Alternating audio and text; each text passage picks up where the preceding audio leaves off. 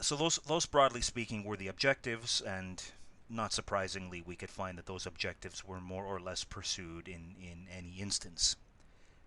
But then it gets a little more difficult to generalize when we look at the actual practices of occupation in different geographical areas, because what we find, on one hand, are policies that the occupying authorities are implementing, but in virtually every instance, and for different reasons, you tend to come across all kinds of inefficiencies that interrupt the fulfillment of these policies. And these inefficiencies are very often the result of jurisdictional conflicts uh, on the side of the occupiers, not so much as far as the occupation, not so much with respect to the inhabitants of the occupied areas, but jurisdictional conflicts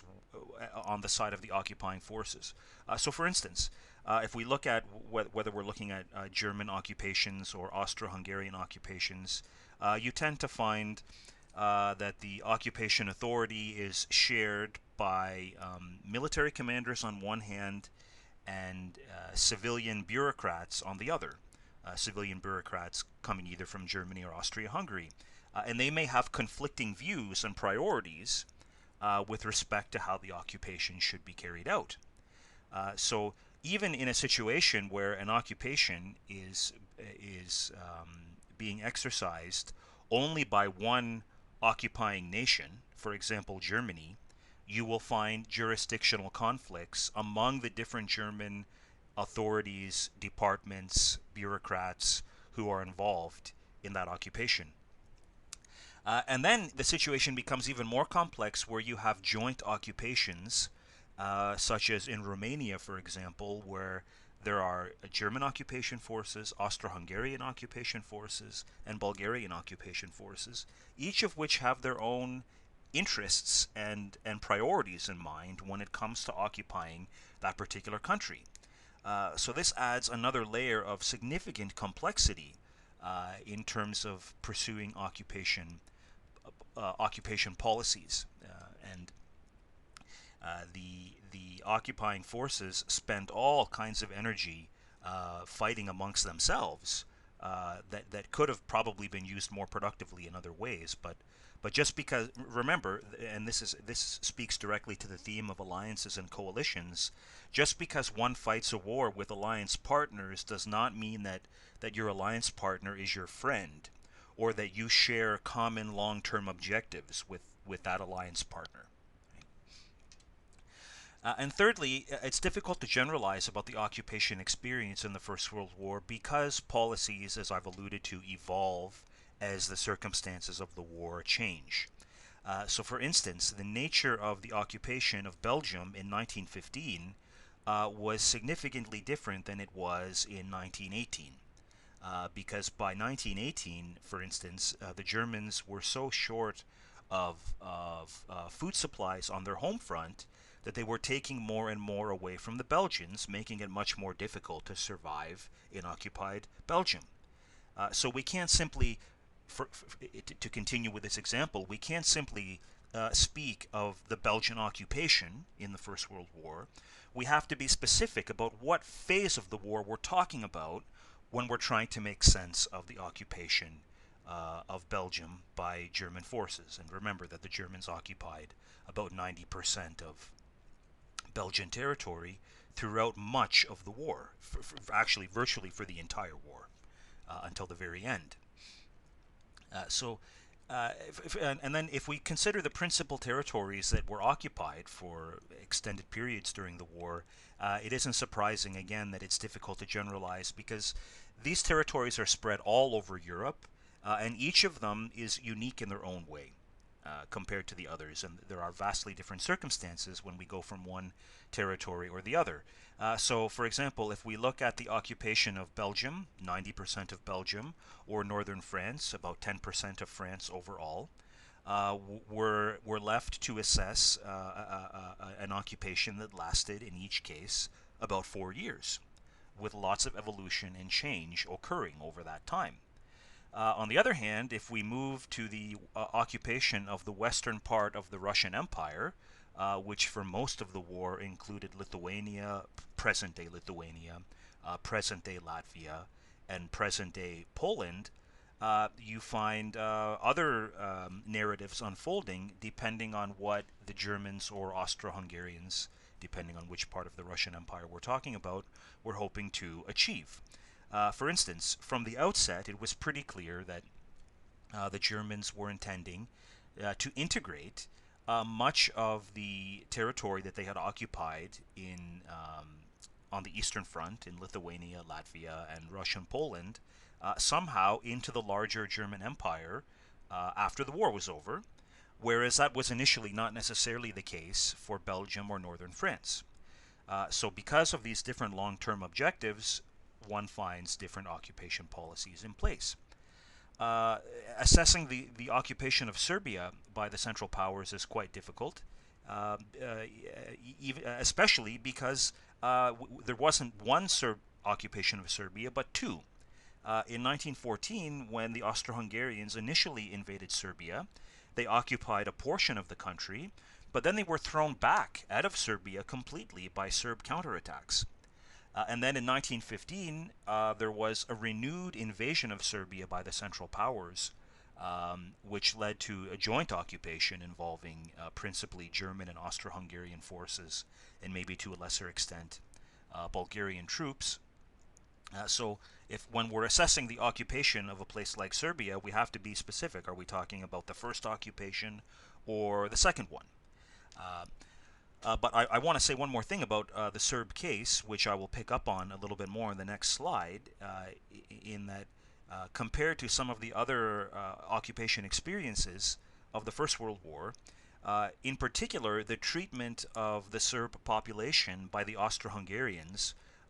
is one of the features of First World War occupations that most closely resembles what happens in the Second World War, because there was a visceral, ideological, and cultural component to this occupation. As we know from earlier in the course, the Austro-Hungarians weren't simply seeking to occupy Serbia as the means to some other end. They wished to destroy Serbia altogether. So that meant that the occupation of Serbia was especially brutal, and that the Austro-Hungarian authorities took special aim at anyone in Serbia who could be seen as a leadership type figure, or somebody who may become a touchstone to revive Serb nationalism, for example. So there was an ideological undertone, or actually one could probably say an ideological overtone to the occupation of Serbia, particularly with respect to the Austro-Hungarians. Now, if we look to Romania, in contrast, which was overrun in 1916 and occupied up until pretty much the end of the war, again jointly by the Germans, Austro-Hungarians, and Bulgarians, there were more pragmatic issues at stake because Romania was a resource-rich country, both in terms of its agricultural output and especially in terms of its oil production. Romania during both world wars was important for its oil production, and the occupying nations spent almost as much time arguing over who would control the rights, for example, to Romanian oil output as they did, efficiently administering the occupation or efficiently pursuing their own war efforts. So this could be contrasted with the occupation of Serbia. Serbia had fewer resources, but the Austro-Hungarians were wishing to stamp out Serbian identity almost completely. I guess it's timely right now to talk about the occupation of Ukraine, which came almost completely under German control when the Bolsheviks negotiated a peace settlement with the Germans in the aftermath of the Russian Revolution. Now, remember that at this time, half of present-day Ukraine was already under Austrian control before the war started, so that the western half, that is. But the eastern half of Ukraine fell under German control, and the Germans initially saw this as a very far-reaching windfall, because they basically got the eastern part of Ukraine, initially at least, without a whole lot of fighting, because it was given to them according to the terms of the treaty with the Bolsheviks. But furthermore, Ukraine then, as now, was a very resource-rich territory, and it looked like the ideal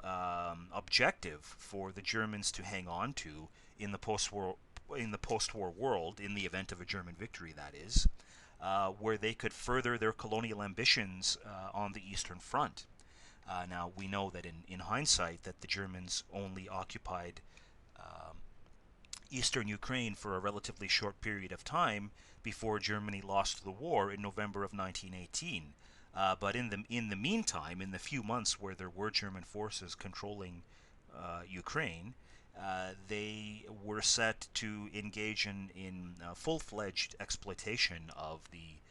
resources of the agricultural output in particular of Ukraine. And then we have a rather brief occupation of northern Italy from late 1917 to 1918 primarily by Austro-Hungarian and German forces following the Italian defeat at the Battle of Caporetto in November of 1917. And in a way, that could be sort of compared to a miniature version of the occupation of Ukraine, because the part of northern Italy that was under Central Powers' control was also quite rich in resources, but by the time that the Germans and Austrians were there in northern Italy, it was so late in the war, and the occupation was so disorganized, say compared to what we saw in other territories earlier in the war, that it isn't clear that the occupying forces derived a whole lot of benefit from their occupation, although they certainly created wide-ranging hardship amongst the civilian population, mainly the farming population that remained behind. I'd like to just switch angles here and consider the First World War occupations from the perspective of Allied or international observers. And we have a little bit less to say in this regard because most of what we know about the First World War occupations comes from source material originating with the Central Powers. It was the Central Powers who were on the ground, and it was individuals from the Central Powers which had the most to say about these occupations. They were the ones administering the occupations. We have less evidence about these occupations coming from Allied and international observers looking at them from the outside in. But nevertheless, there are a few points that I think we should make for comparative purposes. Let's begin with a case in point with Belgium. I don't think any other country that was in whole or in part occupied during the First World War elicited as much international sympathy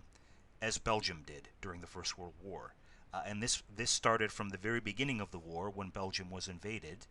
and continued to varying degrees right up until the end of the conflict. Now, part of the reason for this, of course, was that Belgium was a neutral country that had no desire to be involved in the war in the first place, but was invaded by Germany anyhow on its path to